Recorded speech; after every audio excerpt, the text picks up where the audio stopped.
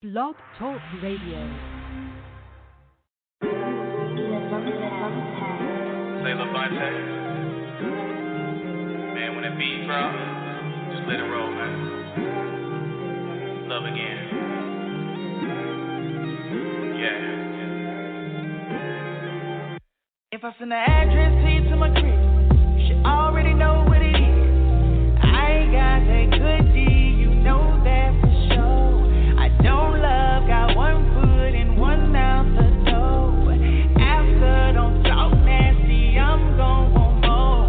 Can't take this seriously, yeah. Remember, keep your feelings under your feet when you back it up. 'Cause I don't wanna waste your time. Don't wanna play with your mind. Good sex can make you go crazy. Emotions can end this ride. You can tell me that that thing is all mine. If it take you there, go ahead and take that flight. Don't get attached to me, baby. It's one night, one night, one. Don't tell me I got the best sex while we laying and you drawing on my chest. Treat this like magnets, girl. Don't get attached. Don't call or text me unless I insist. We can't do nothing, can't be more than this. Can't take this seriously. Remember, keep your feelings under your feet when you back it up. 'Cause I don't wanna waste your time. Don't wanna play with your mind. Good sex can make you go crazy. Emotions can end this ride. You can tell me that that thing is all mine. If it take you there, go ahead and take that flight. Don't get attached to me, baby. It's one night, one night, one night. You know the deal. You can only get this thrill from me one night. So bust it, bust it, bust it for me. You know the deal. You can only get this feeling from me one night. So bust it, bust it, bust it for me. 'Cause I don't wanna waste your time. I don't wanna waste your time. 'Cause I don't wanna waste your time. So bust it, bust it, bust it for me.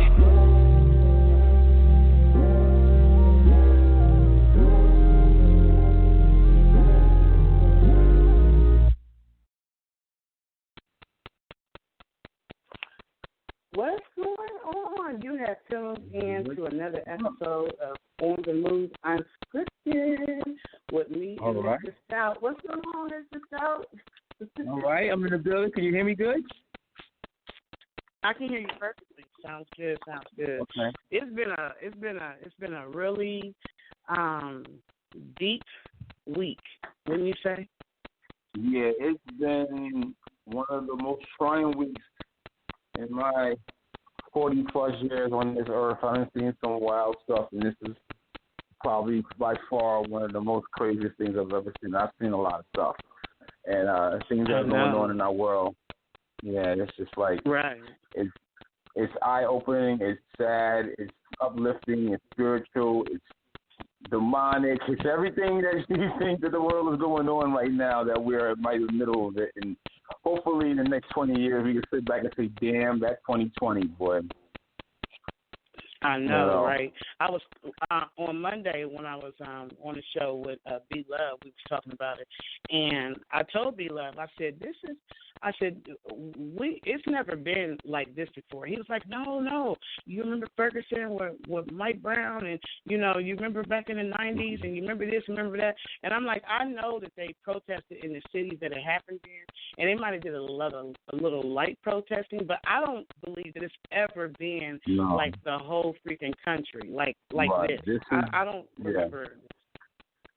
It's huge. This is like Martin Luther King being assassinated. That's how the world knew what was going on what was going on with that. JFK, you know what I mean? Like the whole world was, affected by this. And nobody knew this man. All right, first of all, you got to remember, a lot of people did not know George Floyd, all right? It's just that people are tired. We've been affected by it. It keeps happening. We just got another one that just happened recently, and people are just tired around the world. They're tired of reading about it, hearing about it. We're being, controlled by our government to make us do one thing or another, and we're trying to comply, but then it's like now you're just making it worse. So it's like, Right. Like how did you get through all that? You heard about the 2 college students in Atlanta, Yes. from Spelman and Morehouse that and they had the video. Like, these officers have already been doing this. You know what I'm saying? Right. Like, they've already been doing this. So when they get it into this type of environment where it's so intensified and emotions is high, who they've always been, how they've been acting on the streets, that's how they're acting in this situation. And they're catching some of them on video even during the protest. You know what I'm saying? Like, they they tased that young lady in that car and dragged that man, tased him, dragged him out of the car. All that was unnecessary, and it's like they were just picking on people. It's just crazy, and they're catching it they're catching it. So it's just like I think they're pulling like 6 officers on charge for that. Wow. Well, they should, man. And they got to change legislation. They got to change all of this the way they do the law. The law should apply to the police just the way it applies to the citizens.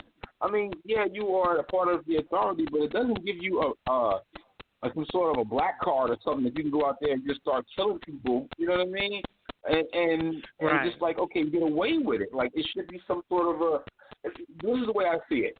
If a person in the military, and you might have back me up on this because you was in the military, and if you go and do something, say you went AWOL, or you did something that's like, at war, and, you did something wrong, you can do federal time for that, right? Right. A police officer, the only thing that will happen with them after they done killed somebody is lose their job and relocate. Right. And a police officer doesn't even go at half the training that a soldier goes under. Right. Now that your president is bringing in the military, right? You've seen that post. That he's bringing in armed military people. Well, that's a scared tactic. He's using fear. He's trying to use fear and scare people and stuff like that. I mean, this is the thing. What are they going to say? I'm in the military. I live in this area. I'm now going to go and I'm from this area, and now I got to go kill or shoot or do something to my family, my friends. Is that how you're going to do it? Or you in the Navy, and now, or you in the Marines, or wherever they send in the Army or whatever, and now you got to go to somebody's house of one of your brothers or sisters' house and kill them, because in the military they're all brothers at arms, brothers and sisters at arms. So now you're going to tell me that you're going to go kill your own? The people that you as the military protect is the American people. So now you're going to turn it on the people that you was upheld to protect. Okay. Yeah, when I looked at that picture that they attached to that article about him bringing in the military, I looked at it and it's like, okay, those are. First of all, it looked like it was mostly African Americans, which tripped me out. And then the way that they looked, they didn't look happy. They didn't look like this was something they wanted to do. They, it's just like. Yeah, it was crazy. The look on their faces. Like one of the, never know what to do. I'm sorry. Go ahead. One of the soldiers looked at the camera. Right? They looked at the camera, and the look on his face was just, I don't know, distress, sadness. Like, It just breaks my heart what's going on in our country right now. It's just it's horrible that we even have to be going through this. And then they even have a case in Kentucky, and we actually watched the video for that, and you could tell that the officers started shooting before they even got to the crowd. Like you see it. You know, that case out of Kentucky where their body cam wasn't on. Right. So I'm just oh my gosh. Too much, and it's like you have to have police reform. We've got to have reform. If you had prison reform, then do the same thing for the police or authority or whatever, police officers. You got to have some kind of thing on that. Like there's got to be some sort of reform. That's it. You know, and that's why it's never going to stop if they don't start to do something. And another thing I like to put out there is that, you know, there should be something that goes to the Supreme Court. America, or at least Black America, should actually have a class action suit. You sue America. Put it in litigation for the next 40, 50 years. It don't matter. But just go at it until they do something. Right. And the most important thing to everybody is to go vote. Definitely go vote. I'm sorry, go ahead. Oh, you got to go vote. You got to go vote. I'm piggybacking off of you. Got to go vote. I hope and I pray that everyone who wasn't registered made sure that they registered if they were not, you know, if they've moved to a new city, you know, or if they're not home and they need to put in a what they call it, the absentee ballot. I hope they all do it. Like, it's our responsibility. There's no need for you to be down there marching and protesting, all that kind of stuff, if you're not going to follow it up with a vote so we can change the administration. You have to change the president. Right. Then in 2 years, you have to change the Congress. Like, you have to do that. Obama talked about that when he was in office. Like, it's not enough for you to put me in. Now you got to change the Congress, because I can't do anything without them and running it through them. So if all of them are like,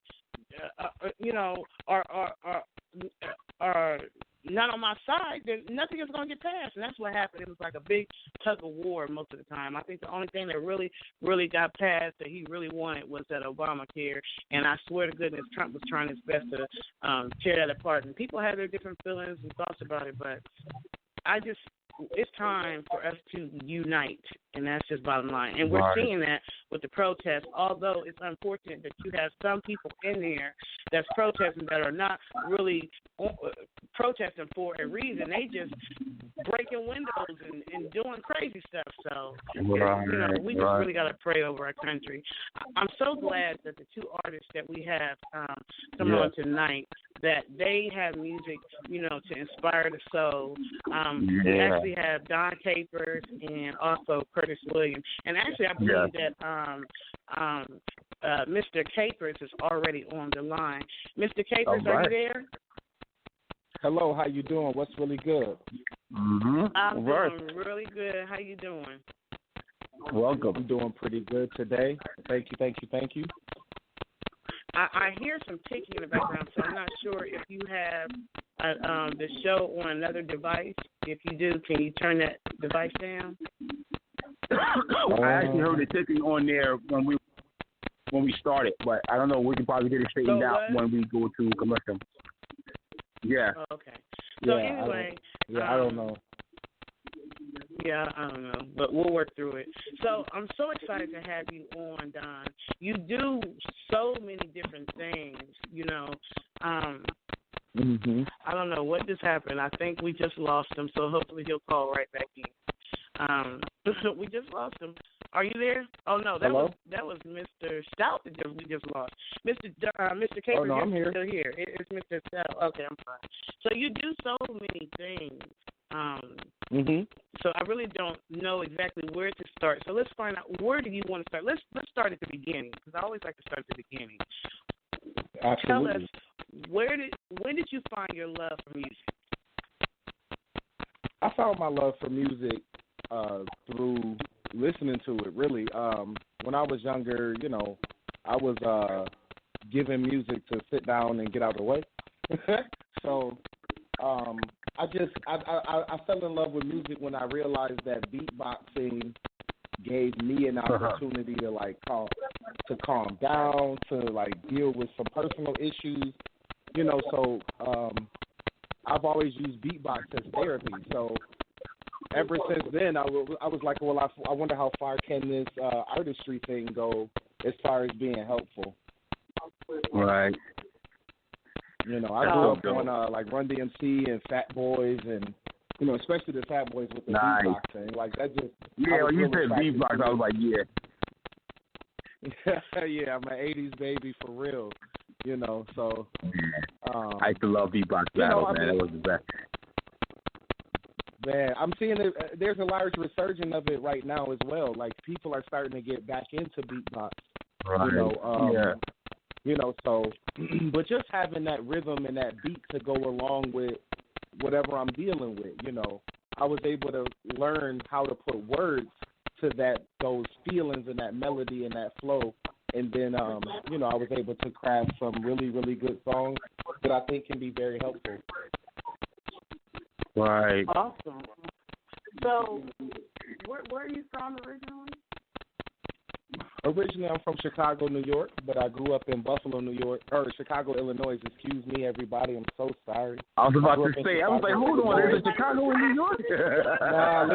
Nah, man. People gonna be mad. Like, he ain't really from there. And like, you know, my family, my immediate family and everybody is from there, and I moved to Buffalo when I was young, but, you know, I just noticed I still have a lot of Windy City ways, as I've been told here in Buffalo. So, you know, I'm stationed in Buffalo right now. You know, did some school work. I'm finishing up my graduate degree this month. So once I'm done with that, I'll probably be ready to relocate. Wow. I used to live in Chicago. I used to live in Chicago. I was about to say, you go up there. Mm-hmm. Yeah, I used to live in Chicago, and I actually used to live on the west side. I don't know if you're familiar with, Central Avenue, Jackson Boulevard, Austin Boulevard, Columbus Park. Do any of those sound familiar to you on the west side? Absolutely. I've been to visit. I still have family that lives there. You know, a good cousin of mine, he's here now, but he always telling me stories and stuff like that. So I have that type of a connection. So, you know, I'm definitely a cousin, if you will. Right. You know. So and I think I was just gonna say, I think that the energy that I find from my dad, who was born and raised and grew up and all of that in the Cabrini Green area. It's like you see what I'm saying? Like this is back in the for good times. Like that was the backstory for good times. Right. So, you know, there's not much I can say authentically, but I know secondhand that things got very real in Chicago. Like it wasn't a whole lot of play, if you will. So that's why I feel like I present like I'm not from where I'm from, you know, because I just haven't seen what I have to offer around very often.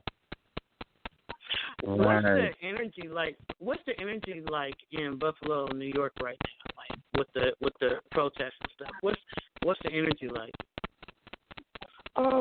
Okay, well, first of all, I'm not the best person to ask, so let's just get that out the way. You know, I'm not the best person to ask in Buffalo because right now the flavor of what's going on is not my part of the protest. This is the anarchy, chaotic part where people are kind of unorganized. You know what I mean? Just kind of getting out there and doing it. They're taking it to another plateau, like a place that we didn't really have to go to. Right. So, you know, I've been throughout the community, so I understand why, but it's not my part. So I can say that, you know, it's a lot of tension. It's a lot of tension like it is everywhere else. There's still more lives being lost, which I think is ridiculous. And there's also, you know, people who are contracting the COVID-19 as a result of forming in mass groups. You know, you know, so it's a tough spot for me from my position because I'm an educator in this city. So, you know, I'm looking at some of my students and some of my friends who I was trying to coach. They're out there antagonizing the police, you know, and I know that the police are not totally innocent in every situation, but let's not give them a reason to say this is why we do this, you know. And this, there's always going to be that argument. And I think that's what's happening right now. That's the flavor of the town, is that people are kind of in between. Do we riot or do we rally? Mm-hmm. Right. So what's the age group that you teach? I'm used to teaching high school, to be honest. Ever since I was about 17 or 15, I was a peer educator. So I've been working with the teenage age group for over 15 years now. In different capacities. Salute you on that. You know, I appreciate it. Yeah, a lot of people, they're always like, "Oh my God, really?" And I'm like, "Yeah, what's the problem?" You know, because it's like it comes natural. You know what I'm saying? I'm not one of the educators who is like, "I'm your friend and I want to be your friend." I'm more like, "I'm your uncle and I work here." So, you know, we still gotta follow the rules. Yeah. You know what I mean? You know, it's like I'm cool, but you walked into this building because your name is on the paper somewhere. So you know what I mean? Like, act right. Yeah. But but for the most part, you know, man, it's like I grew up here, so I know what a lot of teenagers are either lacking or what opportunities are available. So I'm trying to connect the dots, if you will, you know, from my position. That's awesome. Right. That's awesome.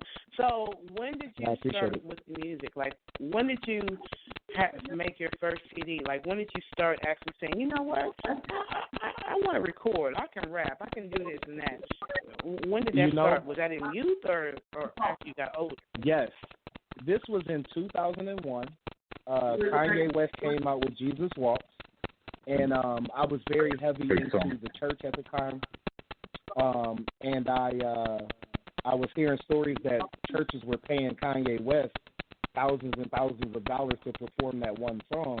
And I knew that there were Christian artists who were rapping out, who were making really good songs. So I didn't understand why they would choose the sensational guy over the guy who had the guys who had the substance, you know. So from that point, I just realized that, you know, for me to hear the type of content that I want to hear, which was a little bit of like a balance between Christian rap and Kanye West. You know, I wanted to hear the in-between of it, where it was very, the beats were good and it was contemporary, but it was also had a message in it.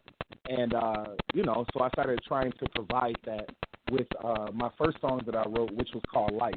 And I just wrote about my life.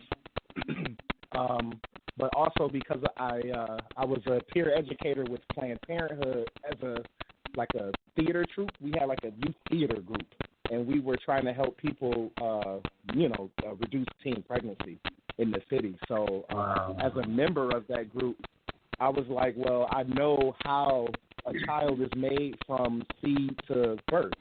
So the what I wrote was like a parody of the seed to birth concepts, but it was, you know, talking about my life. So, you know, it was just, you know, overcomplicated, and I look at it like it's battle rap. You know what I'm saying? It's like emotional, mental battle rap. Wow. That's deep. And you do it like good causes. Like you do things that to help people within your music, you know, as well, man. So that's what, you know, I'm getting from that. Absolutely. Yes. Now he had one of the songs. Like one of the tracks he had it's called Hope. Yes, sir. Yes. Back in about 2012 or 13, I was just trying to figure out how to create that song that would speak to me. You know, something that I would say, wow, I'm pretty good at what I'm doing. Because sometimes, you know, it's just, like I said, mental and emotional battles that you go through, I will drop the ball and say I'm not that good, so I'm not going to work on my craft. And this song was a way for me to really accept that I don't have to live in fear. You know, you know, this song has a little bit of history behind it because, you know, once again, right around 2008-ish or 12-ish, somewhere in there, I was listening to Drake back when he was just a nobody, if you will. He was just on the TV show as the guy in the wheelchair. And he wrote a song. He had a song called Fear. So in his song Fear, he was talking about his stuff. what he's afraid of, I guess. And then I heard a poet from Toronto. He covered the song, and he was talking about his life. His name is Ian Kamal. And so after hearing those two songs, I was like, well, I don't want to talk about fear. They've already kind of covered that, so I want to cover hope. What's the opposite of fear? And the opposite of fear, obviously, is hope. And, like I said, I wrote the piece to be moving for people to never give up and to not believe in those lies that we tell ourselves, that get in our way of success. Okay. Well, how about we play it? Let's play it real quick. Let's play it, and then we'll come back and talk about it. We actually got another song, too, but we're going to play Hope first. So let's play Hope, then we're going to come back and kind of talk about it, okay? All right. So this is John Hope Cruz by is in the house, y'all. Yes, On The Move Unscripted, y'all. All right, come get it. Tired of lying, I'm bitter. Tired of lying, I'm bitter. Tired of lying, I'm bitter. In reality, my fears are lies I tell myself. Lies I tell myself. Sometimes you gotta be your own help. Sometimes you gotta be your own help. Be your own help, man. Remember me? Wow, you've changed. You're getting older, bruh. This is not a game. No self-infliction, but I can feel the pain. It comes spilling out when you don't get to wait. What's up with love, bruh? What's up with goals set? I hope you know we love you. You're not done yet. You haven't even started. Don't give up on a dream, even though loyalty is not what it seems. That's just how it works. That's just how it goes. You can't tell them too much. Don't tell them everything you know. No time for pointing fingers. Blame is not how you grow. Be responsible for your actions. That's how you take control. And every time you cry, it clears up my eyes. These verses are a chance to remember you alive. And life is a performance. It don't have to be lies. Love is still true, even when you die. Don't believe the lies. Don't believe the lies. Don't believe the lies. That you tell yourself it's gonna be alright. I'ma be alright. You're gonna be alright. It's gonna be alright. I'ma be alright. Don't believe the lies. Don't believe the lies. That you tell yourself it's gonna be alright. I'ma be alright. You're gonna be alright. It's gonna be alright. I'ma be alright. You cried hard when your mom died. It's gonna hurt worse when dad goes. Man, I know grief takes time, but it's still no reason to have your heart closed. And there's so many people loving you. You gotta stay away from the lower you. The higher power in your vein heals pain. You can't keep that in your heart or your food will taste strange. The reason you are giving devotion is to reflect on the good so you don't feel so hopeless. You already wear your heart on your sleeve. I think it's time you stop being scared to succeed. You don't have to be one-sided. You're dynamic and bold. You can stop hiding. And there's a message only you can give. It's the message of hope. So you have to live. Don't believe the lies. Don't believe the lies. That you tell yourself it's gonna be alright. I'ma be alright. You're gonna be alright. It's gonna be alright. I'ma be alright. Don't believe the lies. Don't believe the lies. That you tell yourself it's gonna be alright. I'ma be alright. You're gonna be alright. It's gonna be alright. I'ma be alright. I swear we can make real change. Look up at the top now and take aim. You're not alone and you have friends who have your back just like your family, man. I know you fell off. I know you feel ashamed. You gotta let it go. Forgiveness still goes both ways. You gotta give and you gotta take. Be grateful for your two hands. You will make mistakes. I know you scared of what the future holds, cause you were wishing for some things not meant for you. The more you trust God's words and ways, the less you'll be so impatient and afraid. I know inside how hard you try. Life is full of ups and downs and sometimes people lie. I'm hoping you will notice that someone just felt your vibe. Love is still true, even though she died. I'ma be alright. And every time you cry, it clears up my eyes. These verses are a chance to remember you're alive. And when you wanna die, you don't wanna try. Look at yourself. Repeat the chorus and reply. I'ma be alright. Wow, that was nice.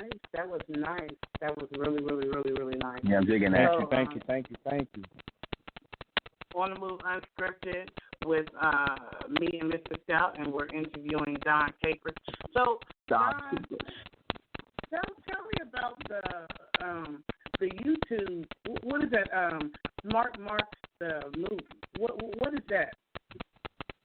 Oh man, that is those are two separate things. I have my own YouTube channel at Capital DC Presents, and I just dump everything I do on there as I continue to grow in my professionalism. But I'm a professional actor, so last year I was able to land a role in a movie, an independent film here in Buffalo called Smart Marks the Movie, and it's done by Frame Artwork.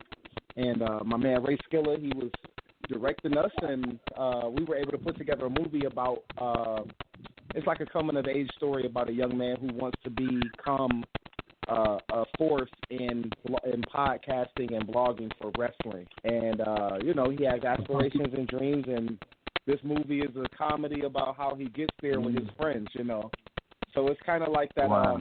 I've heard comments like it's compared to like an Adam Sandler type of comedy where it's African Americans, that are the two main characters, and I think that's totally different from anything I've ever seen before. Yeah, that premise sounds like that. Yeah, I'll like to check that out. Mm-hmm. Right. So and I play a character. His name is Darnell. Oh, I play Darnell. Oh, okay. He's yes. Hello. Yeah. I'm listening. Hello. Oh, I just wanted to make sure. I'm sorry about that. Yeah, I play Darnell. He's like a street guy, but he's friends to the main character, and he's trying to make sure that his friends are okay, and his wrestling organization is functioning and well. So we have a local wrestling organization here in Buffalo called Nickel City Wrestling, and we were able to collaborate with them to do to do a film that involves their wrestling organization. So it's a real life company, MCW, and they are also participating in the movie. So you get some actual wrestling, some wrestling matches. There's a few celebrity cameos and some rapping and comedy and comic books. Just a lot of fun, especially around a time like this. Right, we do need some more fun. Me and my radio wife, Patricia, was saying that we need to get back to love, and then you bring in hope in there, and then also with some good vibes. A movie that has a good vibration to it. And that's what we really need to get back to, man. I feel that all the way. Now, is that available right now? Is that out on YouTube? Right now, it's in the oh man, I wish I knew my terms, but it's that stage where the film has been edited, but they're going back and doing some cleaning up and tightening things up and getting the audio all situated. So I was able to be a part of like the pre-screening of it because the cast and the crew was so awesome. So they let me get a chance to get a sneak peek. But I think in about a month we'll be able to have copies of it. I know there's some T-shirts and some promotional things that are being made. Due to COVID, we had a marketing plan where we were going to show it in movie theaters and tour it and things like that. But of course, we just have to go in a different direction due to COVID. Right, still get it out there because it sounds going to be a great movie.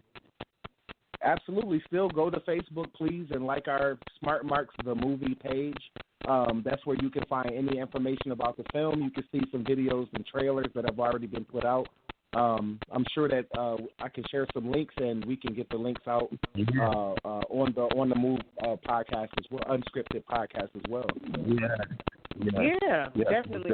In fact, why don't you tell them, for those who are near their computer and who may listen to this interview, who may be listening live or who may come back and listen to it on iHeartRadio or one of the other podcasts that we rebroadcast on. You have an artist page? Tell us the link for that. Yes, my artist page is artistecard.com. It's an electronic press kit, and it's artistecard.com/capital DC Presents. When I was about 15, a part of the theater group, when I was in high school, I was given the name Capital DC because of my boisterous attitude, and I'm very fond of the ladies, very respectful of the ladies as well, but I was I was respectful and very fond as a teenager, so I was called Capital DC, so I just added the presents on there because I'm not necessarily a rapper or just an actor. I'm always presenting something, so it may be an educational lesson, or it may be a rap, might be a dance show. You never know. And I'm actually on your page right now. I'm sorry, baby. I'm actually on your page right now, and it looks like you just had a show on the 1st. So you're a comedian too? Is that? It says Zoom comedy show stream. Yes. LMAO live. Yep. That's the last my A off. A comedy sketch comedy show that is put on by a local production company called Alima Day Theater Productions. I've been connected with them for about 15 years as well, from the ground up. It's the CEO and founder, Philip Davis. He, called me up and was like, hey, man, we're trying to make people laugh. Can you bring out a couple of your classic characters for our comedy show? And, I had the time, and I was able to participate, and it was a really good time. Absolutely. Yeah, so that can be found on the Skovu app, SKOVU. There's an application that Alima Day Theater Productions have produced and put out. This was actually way before any of this stuff hit, so I really do think they were right on the money and getting in there with their own Netflix-type app where you can go and watch all of the films and productions that they do. So, I'm in a few of them, and, I just wanted to let them know that I appreciate them by letting you all know to go check them out on Scoville.com, download the app, check me out, Capital DC. Capital DC. You're like a Don't jack get of some all of that. trades, sound like. Yeah. You're real creative. That's a professional. He's professional, man. He does all that. My family told me that ladies like a man that can do everything, Right, now you're going to have the ladies trying to find out who you are. They're going to be trying to find out what's going on with Capital DC. That's what's going to happen with that. You said he was fond of the ladies. They're like, hold up. They probably didn't hear anything else until you said that part. He's like, Go get him. I'm fine but respectful, so I understand. Yeah. I'm just a guy on a microphone, That's it. That's So awesome. I use my power or anything, I just perform and try to help. So are you married or no? Are you in a relationship or? Oh, I we just need to let the ladies, committed, the fans know. I am in a very committed, very monogamous relationship. I love how you said that. Say that again. Very committed, very monogamous. That means y'all can look, now you just lost some friends. Hey, see that? He was like, oh, I was sure he was gone now. We don't lost some of our Let me be clear. Let me be clear before I'm looking for one of y'all to help house me, He has said he is very committed, y'all. Very committed. Mr.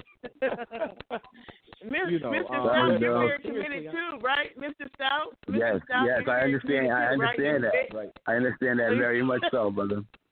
Yes, I am. Yes. It's just time. You know what I'm saying? If something crazy was to happen with what's going on and all of this, and I was finding myself single, I would be respectful and move to the next respect zone, if you will. But right now, I don't see why muddy the waters with that. Right. So if we're gonna do some artwork, I do artwork with anybody. I work with amateurs, professionals. I try to do my best to expand my craft and teach if I can or learn if I have to. It's art, There was a time where you got into art for the ladies. I remember that Dr. Dre was wearing sequins outfits and he was DJing trying to get people on the dance floor back in the day. I took it all the way back. Yeah, glitter on his face. Yeah, I remember those album covers. Man, right? Boy, he had glitter on his them face. dudes in California wasn't tough as they are now. I know that. They was dressing a little different. It's hardcore right now. Oh, yeah. So you have another song called Trapped in My Mind. Tell us about that song. Oh man, Trapped in My Mind was it's the most complicated poetry I've ever written.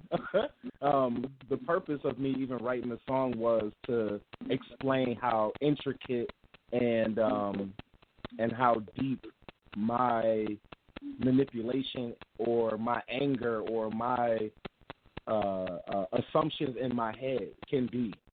You know, so if I get trapped in my mind, I might turn into a guy who's coming out of a trap house. So I try to, you know, keep myself balanced so that I don't participate in those thoughts. You know, I know some people say this slogan where they're like, you know, the guys who are actually tough, they're kind of trying to be on the positive side, and the guys who are pretending to be tough are usually the ones that's, you know, the ones that are really not that tough, you know? Just growing up, I realized that some of the ways I think and the things I want to do and the respect level I think I deserve is not necessarily, you know, the same as my environment. So I have to make sure that I don't attack people physically or mentally, you know, because I think I've been slighted. So, you know, it's very, very intricate. It's some social commentary in there on top of personal concepts and things like that. So Trapped in My Mind is one of those songs where I was hoping that, like, the top battle rappers in the world would listen to it and say, wow. Okay. I want KRS-One you know what I mean? Like, I want KRS-One to listen to that song and be like, now that brother knew what he was doing. See, he rapped. Yeah. I want to hear that. I want that KRS, that Jay-Z cadence. I want those people to say, wow. So that's why I wrote it. I wrote it to be something that you would listen to and kind of go over repeatedly, even recite. I've learned that a lot of my pieces sound different if you say them. You'll get different things if you say it out loud, or you'll get something different if you listen to me do it. You know, just I was heavily inspired by Shakespeare, period. So I'm approaching my prose and my verse in that way. Okay. Yeah, I like that. Let's check it out. Let's play it. It's called Trapped in My Mind. Trapped in My Mind by Don Capers. On the Move Unscripted, y'all. We'll be right back. Storyline don't make sense, but since sense can be made, I'm fighting hell in the cell, undertaking my days.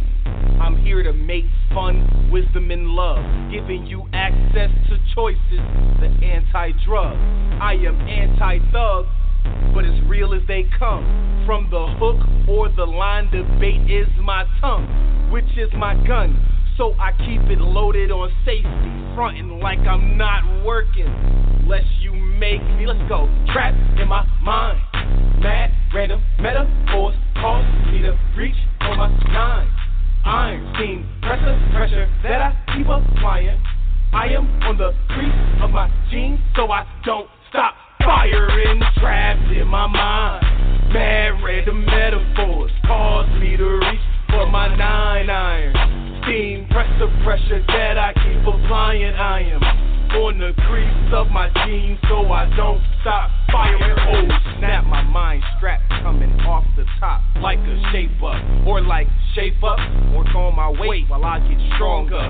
Move northwest toward OK, see the rat play. I mind being overlooked like Kanye did for Beyonce, but it's Beyonce. I run, DMCs just walk this way. I rock all over the country to spit, so you will belong to me. No Taylor Swift, pureed, Mr. Bad Habits stuck in my Maxwell. Full of talents like water, but I let both sell. My verse is wholesale, but when I retail these bars beats, I charge less for better quality. Like Ali's, my process grew out so well. I'll be sure, let's like Shamar more like Denzel. Washing tons of men with heightened strength. Don't let it go to your head. Create a brand new being. Man, I'm trapped in my mind. Mad, random metaphors cause me to reach for my 9 iron. Steam, pressure that I keep applying. I am on the crease of my jeans, so I don't stop firing, trapped in my mind. Mad random metaphors cause me to reach for my 9-iron. Steam, press the pressure that I keep applying. I am on the crease of my jeans, so I don't stop firing. The beat is electric, a defeat you can bet. The Human Torch veteran, flame fantastic for the fam. It's all good in the hood, so let's vominos. I take a L with ease to help my brother grow, then put him onto HP. You compute too slow, I'm giving boots to asses to help you go. Like take life, if I take the L's with ease, I leave you with if, a conditional scheme.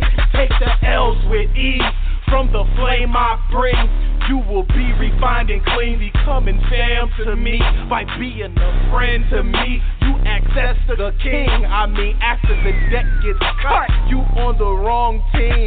Spade clubbing for diamonds, I'm yelling ace check. You jokers have no heart, a Zom boss in the flesh. You might renege on your life if you caught in a scheme. I self-destruct, you trying to run Boston on me. I'm trapped in my mind, mad random metaphors cause me to reach for my 9. Iron steam, pressure that I keep applying. I am on the crease of my jeans, so I don't stop firing. Trapped in my mind, mad random metaphors cause me to reach for my 9-iron. Steam, pressure that I keep applying. I am on the crease of my jeans, so I don't stop firing. No words for your set, so your books ain't made. Stay quiet, you have no script to be filled today. I'm sick, but I'm healing you so much. You healing like you about to fall backwards from them words I spring on you. Late night jump on you like you in the dark with sparks fly. That's the cost of human chalk. No hawk eye, smash in my mind. My spinal fluid leak in a nuisance, insatiable nuisance. Kicking lazy bones out of harmony with the joint I'm on. So to right my wrongs, I take what's left to write these songs. It's an internet that reels me in the unholy alliance of a fisher of men and a wisher of gain again, till I put down my pen behind bars. The metal I grip, indiscreet with an arsenal of weaponry to revel with, till you catch me in the trap again. It's a rap, but still trapped in my mind. Bad random metaphors cause me to reach for my 9. Iron steam, pressure that I keep applying. I am on the crease of my jeans, so I don't stop firing. Trapped in my mind, mad random metaphors cause me to reach for my 9-iron. Steam, pressure that I keep applying. I am on the crease of my jeans, so I don't stop firing. Wow. You have tuned into another episode of On The Move Unscripted, and right now we're interviewing Mr. Don Capers, and you just heard his song, Trapped in My Mind. And yet it sounds like somebody was trapped. Wow, that was deep. That was deep. I appreciate that. Wow. So do you have any new, are you working on any new projects? Absolutely. I'm working on a project now that's called the Beatboxography, and basically it's me taking some songs to where I'm beatboxing, and I put it together like a actual production, and then I rap over those beats, you know. And for this project, I'm trying to offer a little bit more of a religious outlook. So I would not call this a Christian rap album, but I would say this is a little bit more focused on reflecting on your internal spiritual side. I'll say that. It's about reflecting on the spiritual side of yourself and just having some fun as well. My daughter is on the album. So she has a part, but she's very young, so she's a baby on there. And just trying to have some fun. Absolutely. Yeah, The projects I'm working on fun. I'm trying to have a lot of fun. I'm also working on a project called NBS Studio, where we provide parodies, if you will, of battle rap and comedy of hip hop and things like that. Where that's on NBS Wrestling without the G, wrestling or wrestling, as some people say. So it's NBS Wrestling, and basically it's a parody company that myself and a few friends of mine created so that we can start getting into video game streaming and do some light acting and building characters and stuff like that. So it's a really fun process, and it's at the beginning, so I'm looking forward to it. Yeah. That sounds So good. where can they purchase your music? Is Hope for sale? Like, is it out on the platforms? Yes, Hope is on Bandcamp at Capital DC Presents. Right on Bandcamp.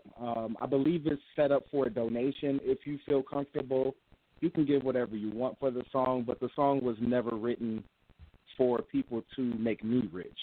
Honestly, the song is made for you to get rich off of the information. So please feel free to listen to it on YouTube at Capital DC Presents, and you can also listen to and download the song at bandcamp.com. Oh, okay, that's what's up. Yeah. So if somebody wanted to get in touch with you, how would they get in touch? What's your social media information? The best way to get in Facebook, touch with me is Instagram. through Facebook. Absolutely. Facebook and Instagram. My Facebook is my name, Don Capers. I didn't foresee needing to be a public figure when I first started my Facebook page. But it's where you can catch up with me in my inbox, and also you can also find me on Instagram at Capital DC Presents. And my electronic press kit, it has all of the information to be able to reach out to me, and also you can get a little bit more information about all of the different things I talk about. And what is that information? What is that site again? What's the address? I know you can say it quicker than I can. No problem. No, it's www.artistecard.com/Capital DC Presents. Awesome.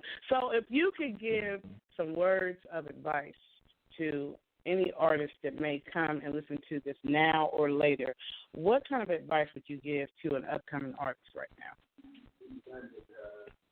I would say if you are an upcoming artist and you're listening to the music that I've provided, I hope you're inspired. And I hope that you decide to inspire others with your music. But definitely you want to consider if you are doing a hobby or if you are being a professional artist. So many times we burn bridges that could have been very helpful to us because we weren't ready to be professional with people who are doing business. So I think that's the biggest thing I can say at this point to an upcoming artist. Your artistry is yours, so I can't tell you how to art, but I can tell you that you'll get a lot further if you understand if you're doing a hobby and you keep it at I'm just doing a hobby. And then when you're ready to be professional, you can become professional at doing music. Yeah. Okay. That's information right there. Yeah. Mm-hmm. Do it. I know a lot of artist friends. I have a lot of artist friends. Right. You think you what? You think you know what? I have a lot of artist friends who, they're kind of in between that place, and it keeps them so frustrated, because they're not getting the respect they feel they deserve, but they're also not providing the proper paperwork and ID numbers and things like that to get that type of respect that they see others getting, And I was one of those people. I was very frustrated for a long time because I was working for free, but I also didn't bring anybody to the show. So, that was my story. So I had to learn that I'm going to have to promote and plan and be a good guy and keep getting my name out there so that people can show me that respect that I'm working for, that I earn. So these are old people words, earn and respect. These are words we gave up when Meek Mill got popular, but we're going to try to be humble and, try to see if we can provide people with something different than, what Tiger might provide. No disrespect to Tiger. I don't know him. Were you doing, before the COVID-19 hit, had you done any performances or anything? Yes, I was just wrapping up a show with Dr. Rocks in Buffalo. She has a traveling theater performance called It's Complicated. So I was getting back on stage with that. We were shooting the movie and getting ready to premiere the film. Before COVID, I was also getting ready to really launch the studio where we're going to have people come in and tell their real stories, and then we're going to create art pieces based on the stories they tell. Wow. And also the final thing, which I'm still able to do, I'm so grateful to my professor. Shout out to my professor, Dr. Wilson at Buffalo State College, because I'm going to be finishing my graduate degree by the end of this month. Congratulations. Even though yes. Yeah, big up to that. Oh, yeah, I'm happy. So, I'll be Master Capers. Right, Master Capers. Right. That's what's up. Any shout-outs you want to give out other than the one you just did? Yes, I would like to shout out my friends and family. Shout out all of my friends and family from Buffalo and New York who support, and even the ones that stumbled on here for some other reason who just was like, oh, shoot, Donald is on here? Thank you. I do want to shout out my lovely, my life partner, Deanna. I love you, boo. I need you. Little Chris Brown for y'all, you know what I mean? Little throwback.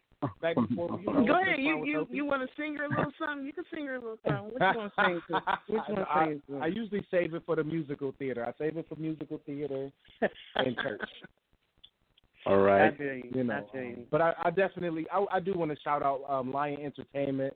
I want to say thank you to Amadira for providing me with some opportunities that really have taken me from amateur to, I would say, paraprofessional when it comes to my music artistry.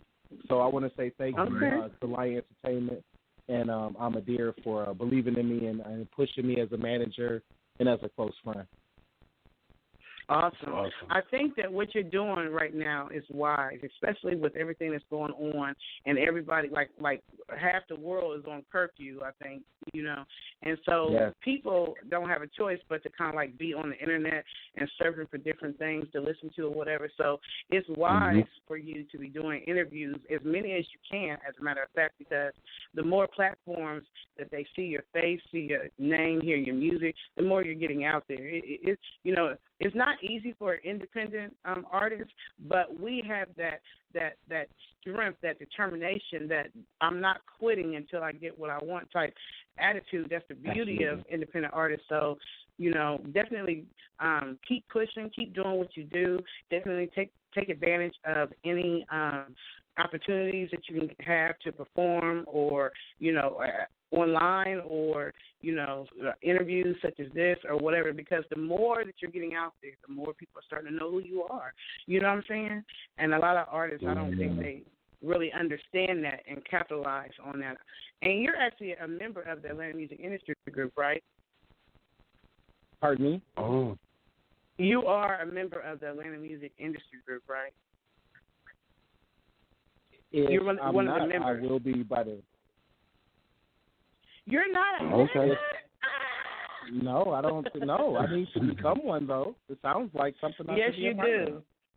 Yeah, you do. So basically on Facebook, there's a group called the Atlanta Music Industry Group, and that's where we do a lot of scouting and looking for different yes, I am. I'm so sorry. Music. I thought you meant something else. Okay. Yes, I thought you meant do I need to come down to Atlanta to perform and participate live. I thought you was inviting me down.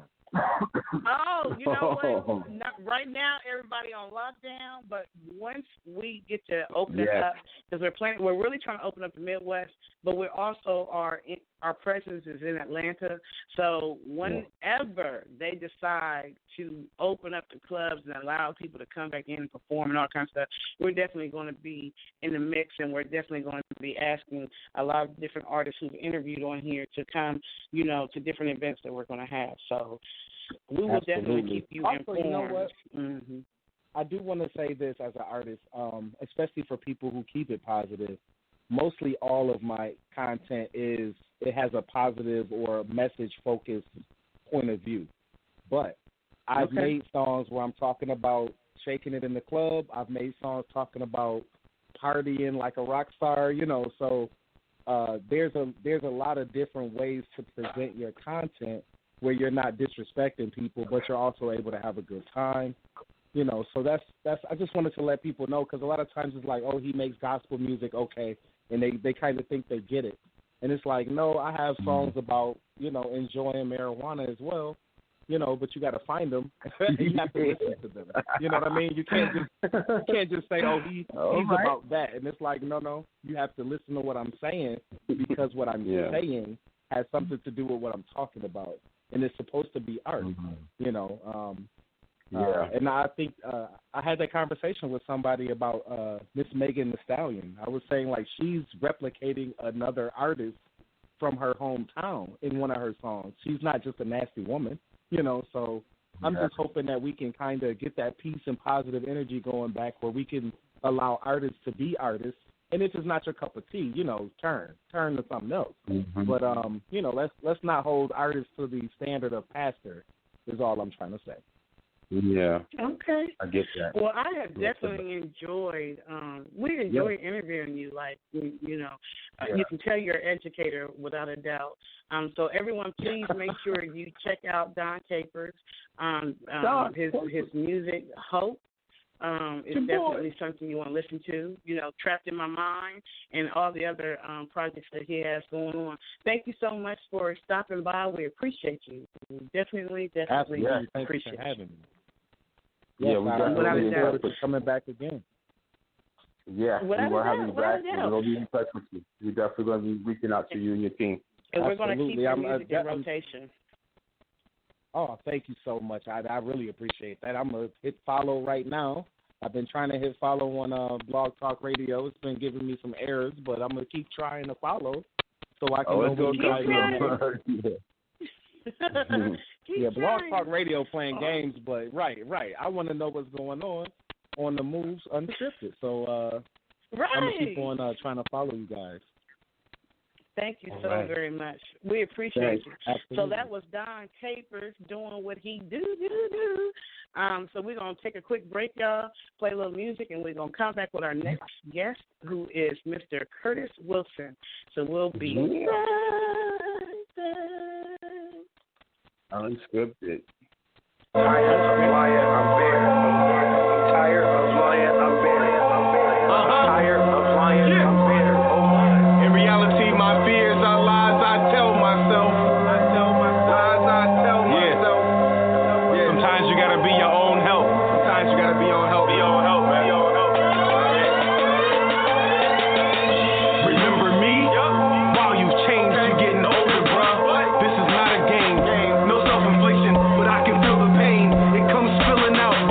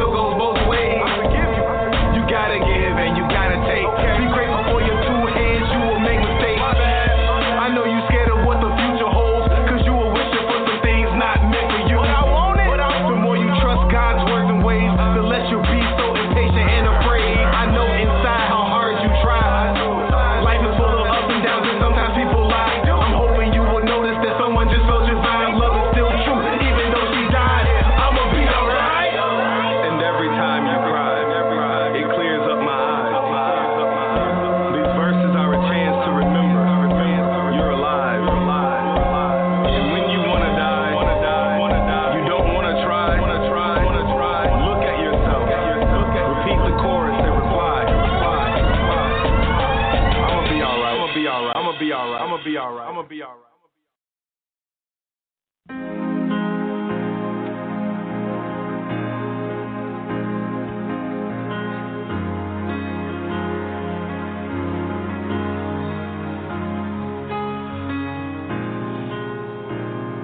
I'm so in love with you, girl.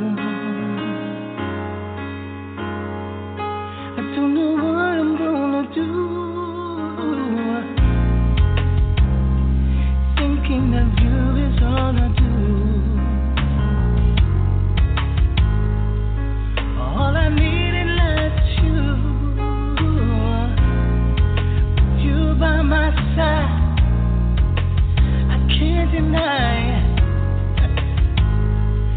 It makes me stronger for the next day.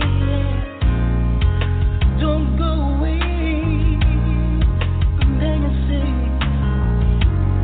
'Cause if you leave, God knows you're taking the best of me. Oh, so love, baby, I'm in love with you.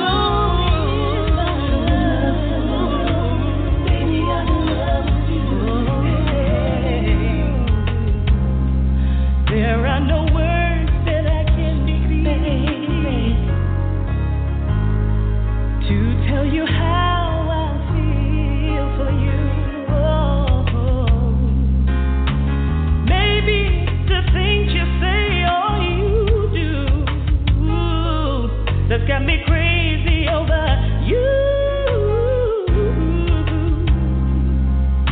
With you by my side, holding me tight, oh, everything just feels alright. But if you leave, ooh, you take a part of me with you. So baby, I'm in love with you. I'm in love with you. So baby, I'm in love with you.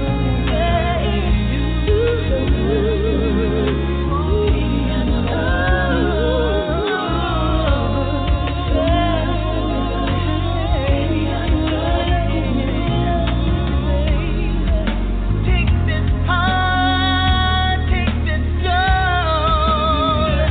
This faded blood is driving me, don't you know? I'll be the rain, I'll take your pain and wash it all away. Wash it, baby, wash it, wash it.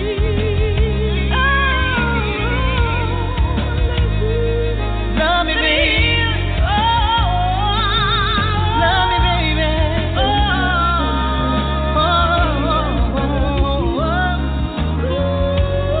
Night and day and night, always treating me right. Loving you, baby, yeah. So in love, so in love, so love, baby, I'm so loving you.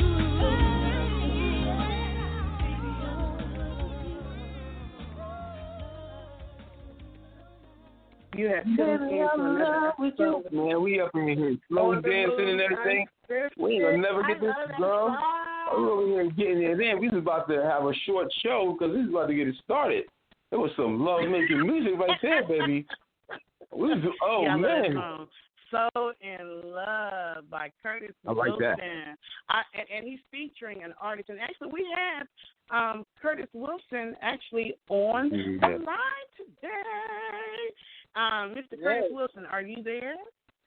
I'm here. How you guys doing? Yes. Oh, fine. I love that song. Great. Who is the artist that's featured on there? Who's the artist? Believe it or not, you just had a brother on last week, I believe. That's Rockwell, Hallman's sister. Yeah. Her name is Rachel Hallman. Yes. Keeping it in the family. I love that song. That is I love dope. that song. You already know that's in rotation. You're talented. Yeah. How you doing? Pretty good. How about you guys? Pretty good. Doing really good. Mm-hmm. That's good. That's wonderful. So, you are a jack of all trades, and I'm looking at your bio, and I'm about ready to fall out. I'm like, you are serious. Like, you've been around since the 1970s. Is that what I'm Extremely talented. Yeah, I've been doing it a long time. Believe it. Long time. Yeah, it says you've been writing and producing and singing some of the best R&B jazz songs ever heard. I believe that. Like, but I guess I should start at the beginning. You're from Savannah? Is that where you're from? I'm born and raised in Savannah, Georgia. Yes. Oh, okay. So it says your career began at the age of 5. You were singing at nightclubs at 5. Oh, that's like Michael Jackson stuff right there. I had to wait in the bathroom while my grandmother, had to keep me in the ladies' bathroom. I had to stay in stalls. When the ladies came in, I had to come out. But that's where I dressed, and I couldn't be around the alcohol because it was underage. You know what I'm saying? I was too young. And at a certain time, they would have me come out and sing. Wow. Okay. And that's what they put in those movies. I got in the I've seen it in the movie. Yeah. That's dope. Yeah. So and then it's one of those things. It says you recorded your first record in New York with a group called Peacemakers. Tell us about that. Well, at the age of around 5, when I turned like 7 years old, I was passing by this Elks Club singing one of Michael Jackson's songs. I was living in Rochester, New York at that time, and Michael Jackson stole my first girlfriend that I fell in love with, and she wanted to go in the house, and she says, "I got to go and listen to Michael." I said, "So who the heck is this Michael?" And she says, "You don't know who that is? It's Jackson 5." I said, "I'll show you about a Michael." So when I studied Jackson, I said, "Hey, I like this guy. This guy's bad." I studied him and got into it. But long story short, I was coming back from a store after I kind of got the hang of singing, and this gentleman heard me singing, and he had everybody in the Elks Club come out when I was coming back from the store for my mother, and he said, "Hey, kid, I need you to sing this song again." And I sang the song again, and they gave me money, and I was like, whoa. So when I came back home, my mom goes, and he said, "Let me get your number." So I didn't hear from these guys until maybe about 2 years later, and they called me up and went to New York and did a record. Wow. That's crazy. Okay. It's awesome. And so What was the name of the song, though? What was the name of the song? What was the name of the song that you recorded? Believe it or not, it was so long I can't. All I know is I did a scat thing. They told me to do. It was mostly like they were doing instrumentals, and I was just like scatting. But I had some very talented older men around me that I learned how to play all these instruments because I had the best of the best jazz musicians around me. It was jazz. So I learned how to scat at an early age, and I still scat with my guitar like George Benson and a lot of the. Oh man, I love when George Benson does that. Yeah. I try to learn how to write rap music though. Jazz. It was like listening to the section of the drums or the horns or the piano. I learned how to cut those words in there if I'm listening to jazz. My dad was a huge jazz lover, and I used to listen to his music all the time growing up. And he used to do the big bands and all that stuff from the the 40s and the 50s and stuff. And I'm just listening to him like, man, this sounds so big to me. Yeah, that's awesome. If you listen to my formula is really based around that in its own little way. That's my foundation. I love jazz. I love Quincy Jones, as I was telling you earlier. When I listened to Quincy Jones and Stevie, it just changed my life as far as wanting to learn more about arranging and and then putting songs together. That just changed me. And then when I heard about Bruce Sweden, who is Quincy Jones' engineer, that just took me to a whole nother level. I wanted to know more. So I've always been into music. When I first graduated from high school, my mom said, "What did you want, a car or what do you want?" I said, "No, I want a guitar." She said, "What do you want a guitar for?" I said, "I just want a guitar." So I started collecting and buying gear all the time. I'm still doing it. Yeah. Wow. I was one of those. I was a gearhead too, man. Then it talks about your first hit song, "Playing Your Games." Is that on YouTube? Yes, it is. It's under the Flight Band, "Playing Your Games." Okay. These young men, after I decided to leave the jazz group, I kind of shouldn't have done that. But, I was 18 at the time, and I was getting ready to come out of high school, and I wanted to form my own group. And this was one of the groups that I formed. And we were blessed because we had this very rich doctor that wanted to invest in us. And he took us to Atlanta. We did a lot of recordings there in Nashville. We came to Orlando and did the mastering. And I wrote this song called Playing Your Games. And I said, hey, what would be a good thing if we had Jimmy Lloyd Brown, which is from Savannah as well, to blow the horn parts on it. He was with Brick at the time.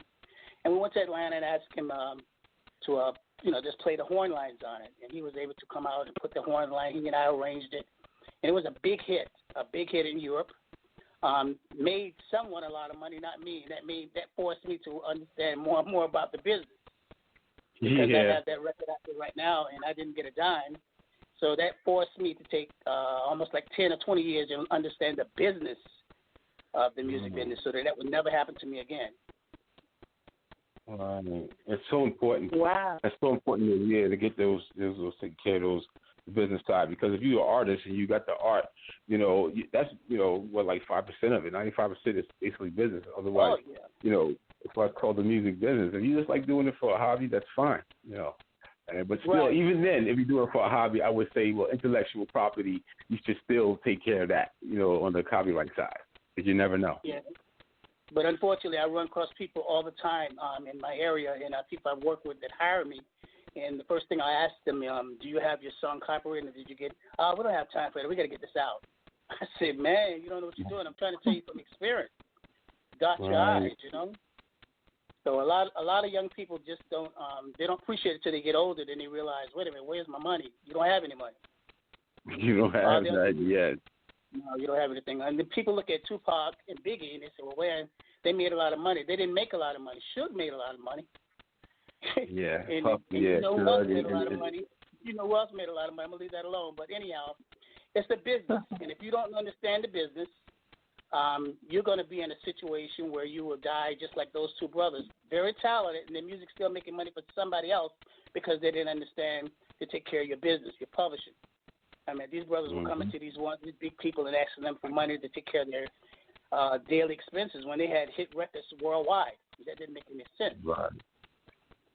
Exactly. Yeah, I heard that about TLC when it first came out. Had number one hit on the week on the charts for like 10 weeks long, and they never really received anything. But they were telling them, well, what about this? You flying here, you taking this hotel, you doing this. I was like, wow. All right, so those advances or those 360 deals is not that good as well. So there's a lot of things, a lot of variables that go with this, when you're doing the industry, but you should look into any business that you're going to get into when you decide to do that. But this is one of the stranger businesses out there, because there's just so many ways that you can wind up losing everything.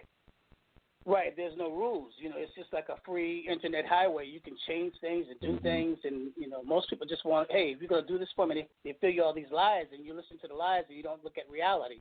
So you get caught up in the moment. The girls, the partying, you get caught up in the moment. And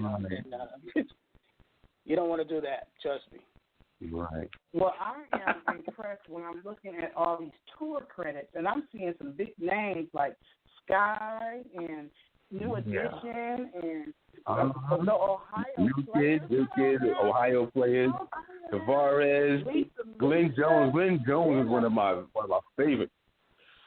Yeah, believe it or not, I did a lot of things with some amazing people. Most of those people right there is where I learned. I just learned so much from being around those big stars.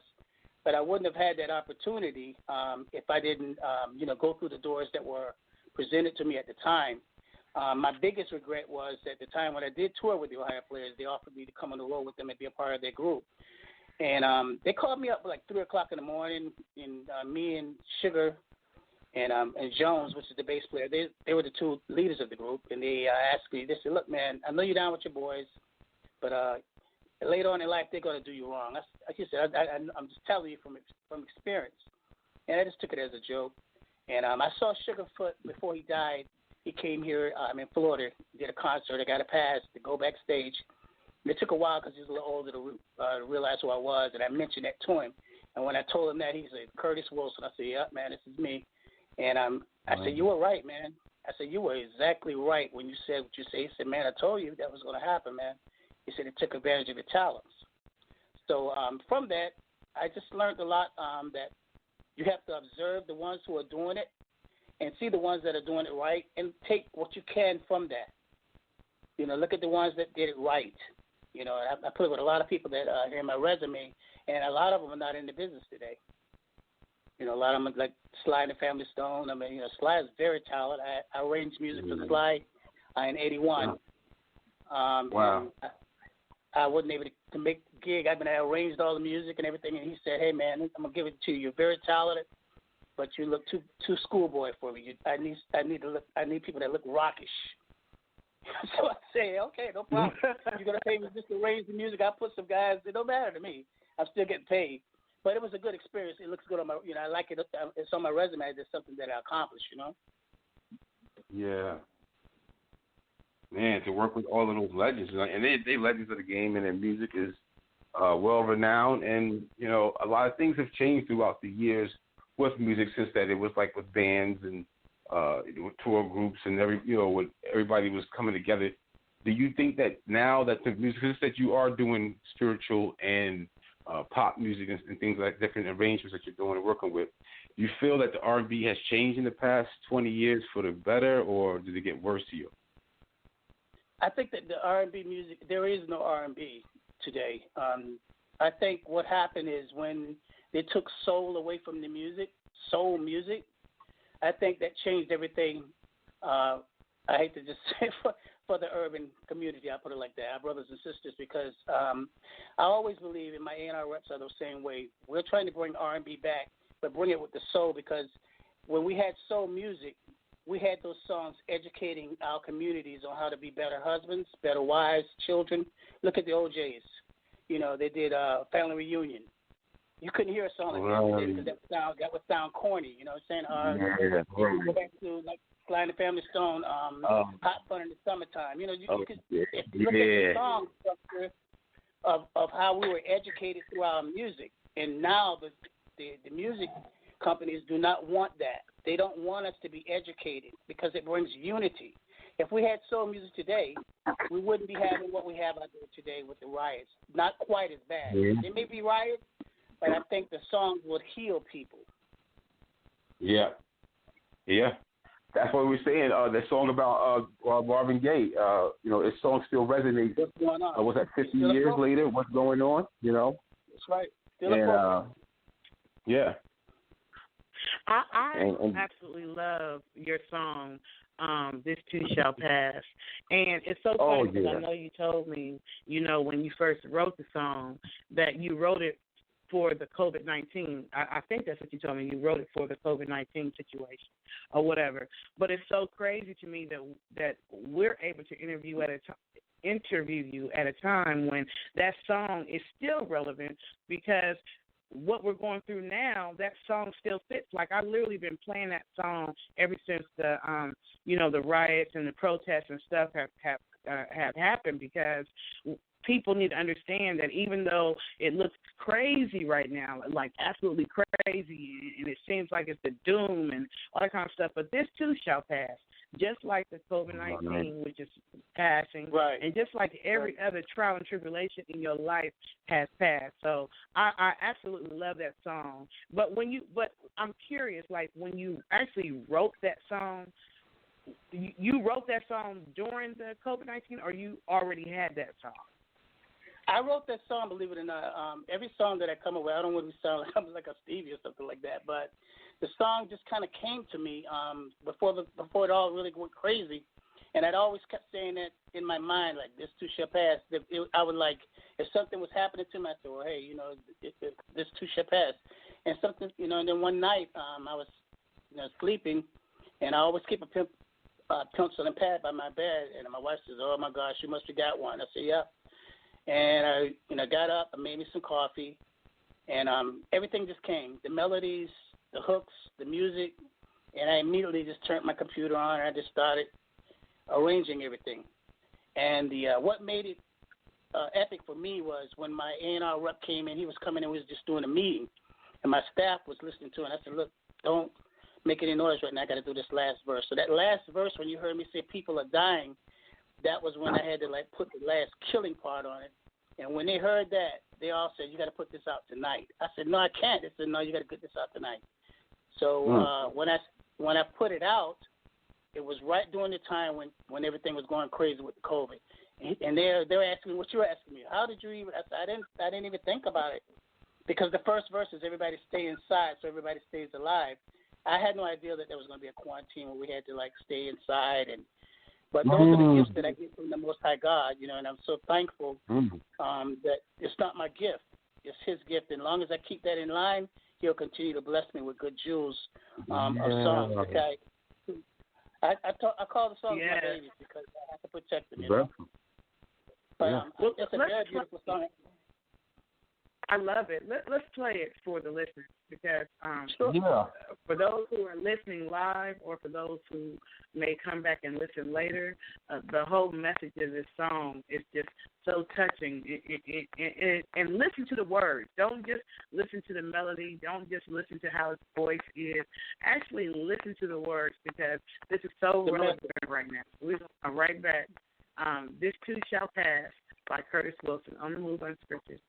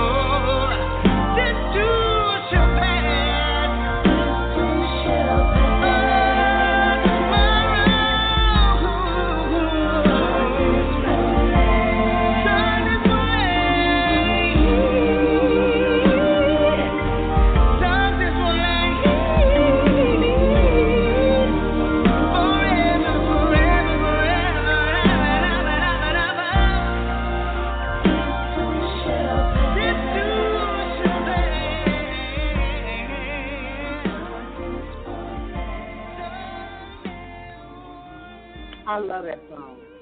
This too shall pass. I absolutely love that song. Like, that song is so beautiful to me. It's so peaceful. It gives you hope.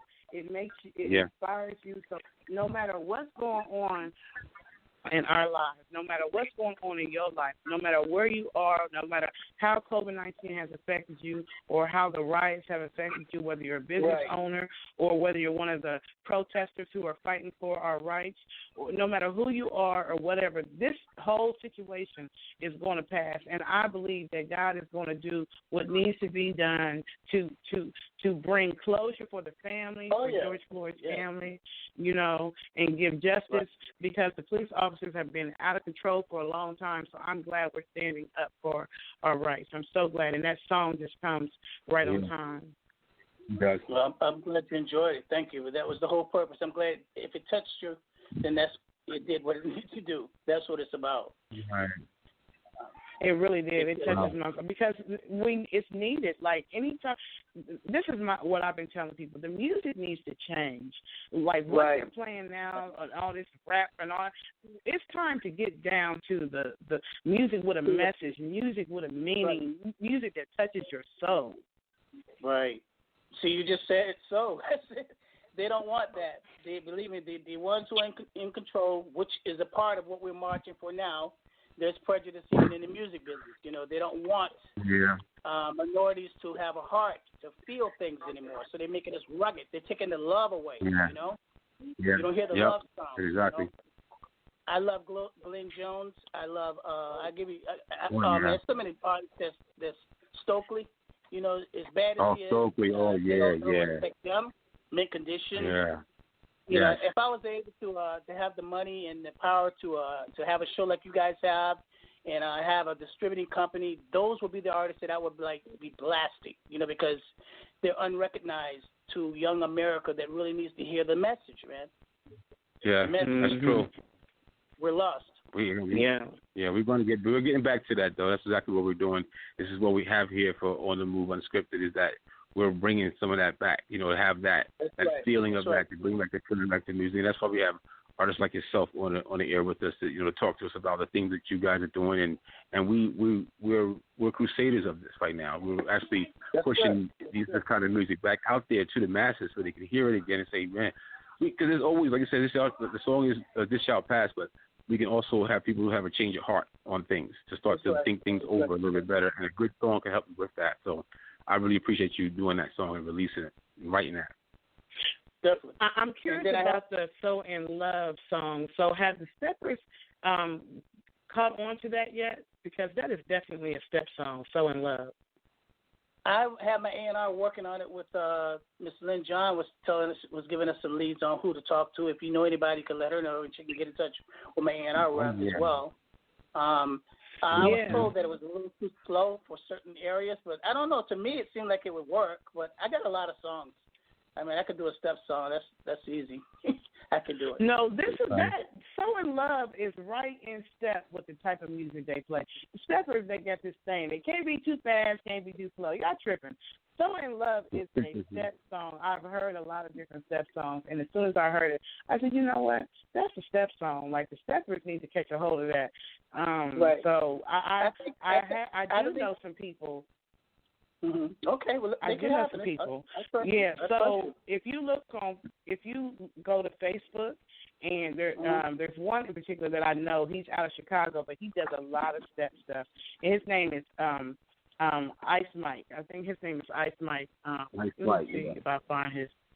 He's a big stepper DJ, and literally he's like all over the country. I think it's let me look him. Let me see if I think it's Ice Mike. I know it's Ice Mike. Ice Mike Bell. That's his name on Facebook. Message me anybody that you know that can help me. That'll work. Huh? Message me anybody that you think that I can use. I appreciate it. I will. I sure will. I'll actually tag you in one of his posts. You're on. What is your Facebook? What are you on Facebook? My Facebook is like Kurtis Wilson. Are we friends? And it's Kurtis Wilson Music. I spell it with a K. Are we friends on Facebook? Uh-huh. KURTIS WILSON MUZIC. All right, okay, yeah. So let me see if I can. Yeah, because I know that he does a lot of. He may not be right now because of course, everything is just kind of crazy with the clubs and all that kind of stuff. But when he is out there, he's out there. So you have another song as well that we have called "Broke My Heart." Tell me about that one. Broke My Heart was after I met Rachel for the first time on So in Love. My A&R rep, Mr. David Vallis, who hooked all this up that I'm talking to you now. He's amazing with promotions for me. He's been, letting me just concentrate on music and kind of like taking all the other stuff away from me. We got to have a good team. We two black brothers with two businesses, and we came together. But he's the one who brought Miss Rachel Harmon to me. And the first time I met her, we did So in Love, and I was just so amazed because when she walked in the studio, I had the lyrics out, and she didn't say, well, how does it go? She says, how do you want it? And when she said that, I looked at her, I was like, he looked at me and said, I told you. So as soon as she sang, I was like, oh, my gosh, this girl's crazy. And I wrote that song back in 81, believe it or not, when I was with the New Kids on the Block and New Edition. It was one of those songs that I was going to pitch into another artist. But Broke My Heart was a song where after she came back the second time from Atlanta, I said, tell me a little bit about this song. And I did it like I was a psychiatrist, and she started telling me that she was going through a marriage, divorce, and her husband and what he did to her. And I was just jotting everything down while she was talking to me. And she said, he broke my heart. It just did me bad. She said, I got back and I had to ring out my phone, and I just put all his clothes out, and I'm writing all this stuff down. So before she left the studio, I said, could you do these hooks for me? She said, what hook? I went ahead and composed the music real fast. And then I said, I need you to just do the hooks for me. She said, okay. She didn't realize what I was doing, so then I had her come back and do the lead. And she still didn't realize it until I released the song. And she says, that song is about my life. I said, you didn't realize it?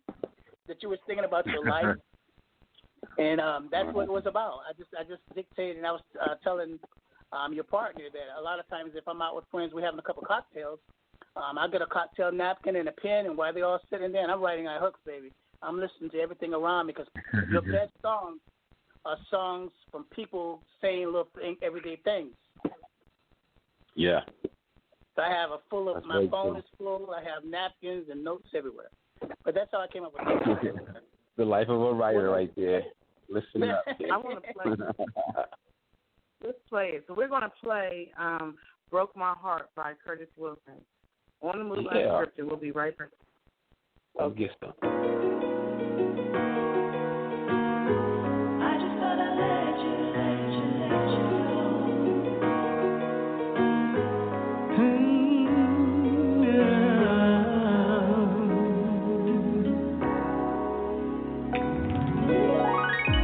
Did you know I bet I really wanted to talk to you? Can you tell me why I'm not in love with you? So what does it take to tell you the love we shared, boy, that it's true? I'm telling you now that I'm through. The love you gave me, it won't do. You used to touch me. You used to touch me. Hold me.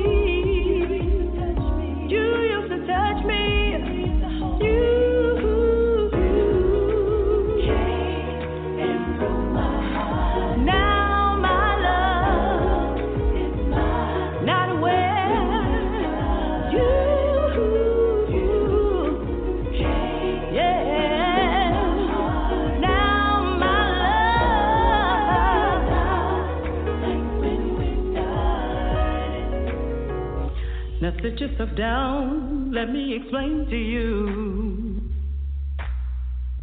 the reason I'm leaving, the reason I'm over you. Don't pick up the phone when I call you. Don't hear back from you when I text you. You're never around when I need you. When bills come around, I don't see you. You used to touch me.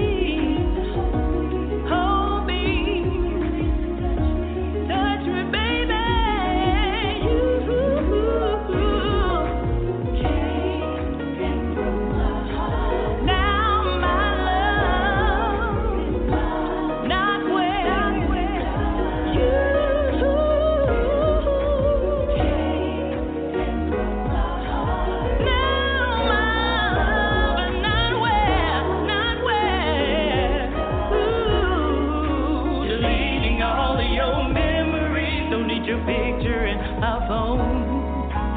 Packing all of your clothes and things as soon as I get home. So tired of all your lies and pain, 'cause you know you never change. No, no, no, no, no, no, no. Now my love is not where it was. You broke my heart in pieces, and now my love is not where it started from. You hurt me, baby, you hurt me bad. Now all I feel is pain, and so much pain, over and over and over and over and over again. Broke my heart into pieces, to pieces, to pieces. Oh,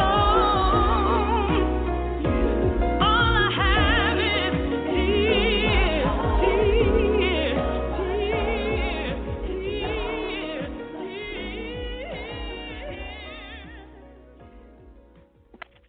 You have tuned in to On The Move Unscripted with Patricia M, Goins and Mr. Stout, and we are currently interviewing Mr. Kurtis Wilson, and you just heard his song, Broke My Heart. Wow. Yeah, I like that right there. Is all your music, is it on all platforms? Like, where can they get your music from? You can buy my music on Google Play, iTunes, it's on every platform right now. TikTok, you name it, it's out there. It's worldwide. It's even in China, believe it or not. I was my biggest achievement. Someone was saying, "Hey man, you heard your song on the radio?" I said, "No, I got the biggest achievement of my babies when I found out that it made it in China." In the writing, I couldn't understand nothing. Wow. But me and my team was like, "Wow, that just looks so cool, man. You in China, you know." But the world loves music. The world loves music. Right. So That's if any of the fact. stepper community or anybody in particular wanted to reach out to you, how can they reach out to you? What's all your social media platforms? Are you on Instagram and Facebook and Twitter too? Or okay, so right, I'm on Instagram as well. Kurtis Wilson on Instagram. I'm not on Twitter because of you know who. I don't know. I'm not on Twitter. But I'm on every platform right now, so you can reach out for me. But Facebook is really what I use a lot, and you can just Gmail me if you want to get in touch with me. It's Kurt Wilson Music, MUZIC @gmail.com, and my website is Kurtis Wilson Music, MUZIC.com. That's my website, and you can go there and see all my music that I have, and then you can contact me. Maybe you have somebody that needs to be discovered, or have somebody that needs a song. You know, all the music that you're listening to has been arranged and produced and mixed and engineered by yourself truly, right here. Oh, wow. Wow. What's the website again? What's the website address again? My website with a K, KURTIS WILSON MUZIC.com. That's awesome. You got videos on there? I'm working on videos right now. You know, with all this COVID, it's kind of messed up everything right now. Yeah. I'm trying to go to it now. You said like it's www. I know that video is going to be awesome. Go ahead. I'm sorry. Yeah. I'm trying to go to his website now. You said it's okay. You said it's www.kurtis. You said right. WILL. No, WILSON. Wilson. Oh, and then music. Right, and then MUZIC.com. IC.com. Okay. I want to go to your website.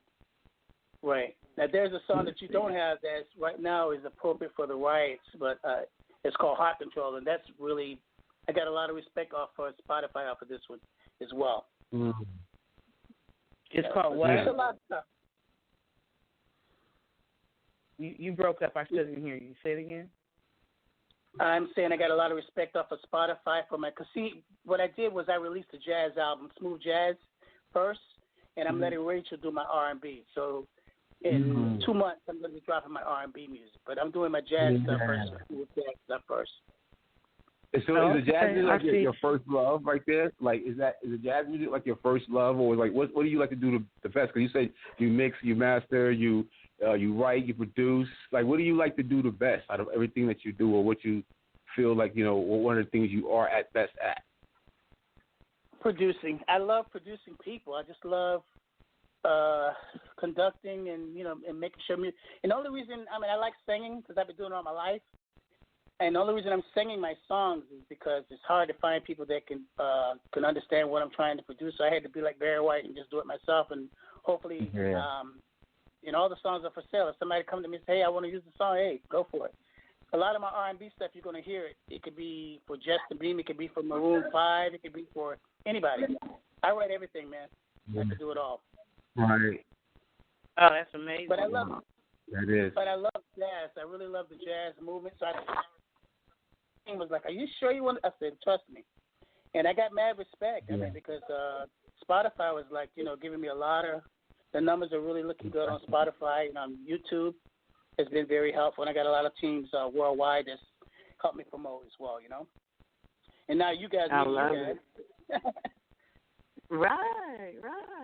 So what words, if you could give, as we're getting closer towards the end of the show, if you could give an artist, because you work with artists, you're in the business, you know the business, you understand the business, and I know you talked about, making sure that your paperwork is right, your paper, your copyrights, all that kind of stuff, your publishing. But what other kind of advice do you think it's important for an artist in today's environment to know? I would say one is to find yourself and don't try to adjust yourself to what's on the market. Just be you. Don't try to recreate someone else's style because you're wasting time. Go to you. Find out what you want. When you write a song, just write it. Just write it and compose it and let the world embrace it. The second thing would be to be humble and be able to listen and take criticism. That was one of the things that I had to learn coming up, because I play a lot of instruments by ear. And I can get on stage. I've gotten on stage at Berkeley, Juilliard musicians, and I don't read, but I can hang, and they don't understand how I do it, but I can hang. You can't lose me. No matter what instrument I play, I can hang with you. And I don't know how I do it. It's just a gift that I have. But I think being humble to admit where you can't, whatever you don't know, it's no excuse right now because you can go on YouTube and learn anything you need to know. Yes, why not take the knowledge? Why be lazy and just walk into situations? A lot of things I like to tell people is to get this book that's called This Business of Music. And this book is written by I don't know how many different business entertainment lawyers. And it's a huge book. So when young people run across someone that says, hey, I want to do this for you, I want to do this, I'm going to give you these points and all these words that you're not used to, don't let them know that you don't know it. Just say, hey, I'll get back with you. You go home and then you look in that Bible, that's what I call it, and you look up what they're talking about, and it'll be there. Then you know what they're talking about. And you said the book is called This Business of Music? This Business of Music. Another one that's out right now that's really good that I found real good is 3D Songwriting. It's on Spotify. I heard of that. Yeah. It's deep. It's really deep because this guy is he's doing it's an audio book, and I walk around and listen to it, and some of the things that he says just makes sense. I was like, wow, I didn't think of that because he's saying you're trying to sell your music, and people really you can't make them sell. You can't sell them on buy my music. You have to build a fan base first. And that makes sense. That kind of made sense with me. I was like, yeah, you got to get a following because when we came up and we followed the Jacksons, it wasn't that you just liked me. You loved the Jacksons. Or you loved Marvin. You loved Motown. Yeah. No matter what they put out, you wanted it, So proving yourself to the audience. So that's what I'm doing with the jazz music. I'm showing people that I know how to do this. Now that I've released as many songs and my co-musicians around, they're seeing because they always heard that I was in the business a long time. But when they look at my numbers now, they're like, oh my gosh, he really does know how to do this. But I've been doing it a long time. I was just laying low and just trying to feel it out, Because it's the whole Right, new world. right. It's totally different now. It's just, but the young kids who know how to do the computers and the networking, man, if you know how to do that, hey, you got the game locked. You just got to Right, you're halfway there. Yeah. You're ahead of it. Man. Yeah. You're way ahead, you know. Yeah. And There's no doubt about it. But it's amazing black. A lot of artists too doing a lot of neo soul music that's out that you don't hear about because there's nowhere to play it, you know. And that's why we got these platforms like that out here, so people could actually get it to us. And we always encourage people to join us over there, Atlantic music industry, also Ohio music industry as well, and all the platforms that we have. Send their music over. You guys can send music over to me to KennethStout71@gmail.com as well. Like, send us music, SchemBeatsRadio @gmail.com. Patricia has several emails. Patricia, what's the other email you refer to music to? I didn't want to say it. Huh? You tell me pick one. So mine is On The Move Show @hotmail.com. So definitely, Kurtis, if you're working with some really good artists and they're ready, they're on that next level. You understand what I'm saying? And they're ready to really start promoting their work and they're really good. Send them our way. Let us check them out. Let's help introduce them to the world. My team has already made that decision. We talked about working with people that we feel the vibes with, and as soon as we talked that about 2 or 3 weeks ago in the car, I told my boy, I said, "Nah, man, I like the vibes. They get it. Yeah. A lot of people don't get it. You gotta have a team that get it. Miss Lynn John, she calls. She texts me, make sure everything's all right, and you go that extra. When I see people go that extra mile, because that's how I am. I go that extra mile to make sure. Like now, I'm doing another song for Miss Harmon with another singer. His name is God Will, and this song is called "It's Been Told Before," and it's talking about everything that we go through in life. God has already told us about this before, but you didn't want to. It's bad. And this guy sounds like Wanye in Boys to Men. Oh wow, for Boys to Men. Wow. Oh my God, this boy is so bad. So you can imagine me, Rachel, and him singing on this song. It's like. It's crazy, man. It's a crazy track. Yeah, so I'll get ready to drop that's a powerhouse. Yeah. Next month, it's gonna blow up. We're gonna give you a copy. We're gonna send you a copy. We'll be doing it, and I'm gonna try to get them to come in or either tie in, so you can have an interview with everybody. You know what I'm saying? Yeah, that'd so be great. You actually you still have Lynn Entertainment's information, so send her, because she found you, I like to say. So definitely any referrals you have, send them her way, and she'll get them to us, and we'll be more than willing. We know that if you send them, they must be on point, because you ain't no new bird in this game. You're a professional, so we know that whatever you send our way is going to be on point. Okay. Yeah. Same thing. I wanted to ask Kurtis another question. Wait a minute, what is that? Is this off of an album? Mr. Stout, Mr. Stout, he didn't say what he was going to say. I'm sorry. I know he was saying something. I was like, I was excited. I was thinking about. Like all these records, is it off of an album or like where can we pick them up? Cause I'm like, I want to get them all like collectively. But you let him finish saying what he's gonna say. Baby, let him say what he's gonna say. Yeah. If you I'm sorry. That's a husband and wife thing. You know about that. You've been married. You know. Go ahead. Hey, but it's an album thing that I'm finished putting. The name of the album that I'm putting together is called Notes of Love. If you go to my site and you listen to this one song that I have, my first release of my jazz album is called In Love Again. It's so pretty, man. You got to listen to that, man. It's bad. All right. It's called In Love Again. And it starts with jazz, and right before it ends, you're not surprised. You're going to be surprised. Then I bring vocals in, and you're going to be like, whoa, you weren't expecting it.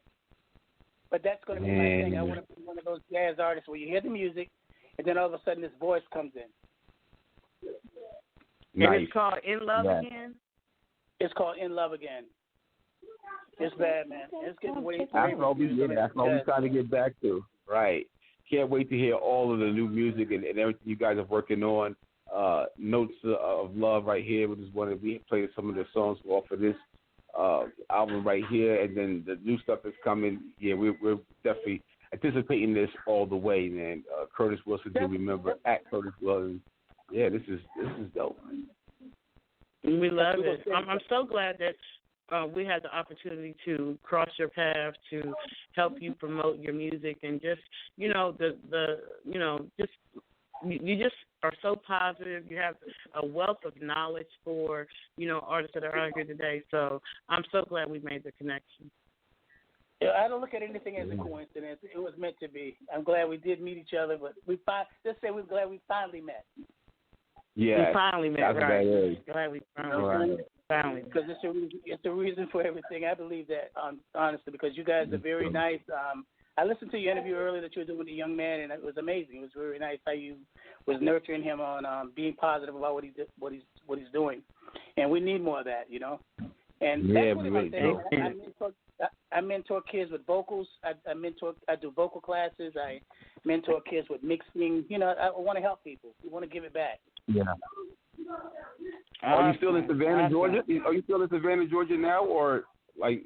I have a house in Savannah, Georgia that I have to go in and attend to and keep up. I have tenants there that I'm doing, but eventually I'm going to be moving back between there and Atlanta. You're in Atlanta? Okay. All right. Yeah. Great. Yeah. We'll be down there. My house is in Savannah, but I'll probably be retiring in Atlanta. This area, I have so many jobs that I have here that I'm doing a lot of high-end hotels and restaurants because my wife sings as well. And we do everything from, we do everything. And we do all the high-end clubs, Palm Beach and, a lot of, places where I don't have the money to deal with. They're making money. Right.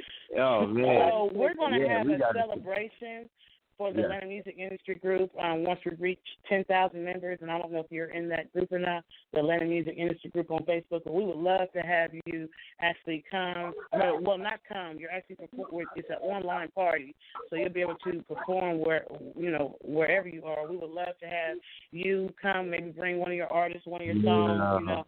So in Love, I love that song. I'm about to play that song as we actually roll out of here. And I just love your music. Where would this be, in Atlanta?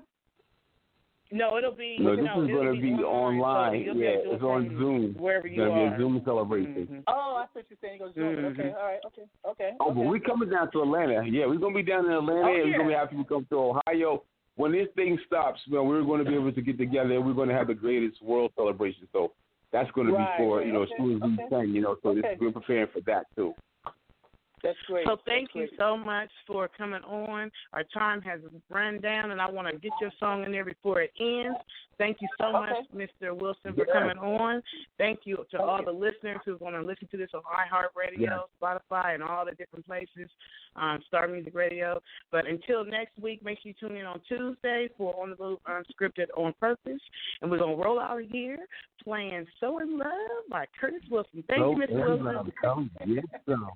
All right, take care. Yes, peace and love, y'all.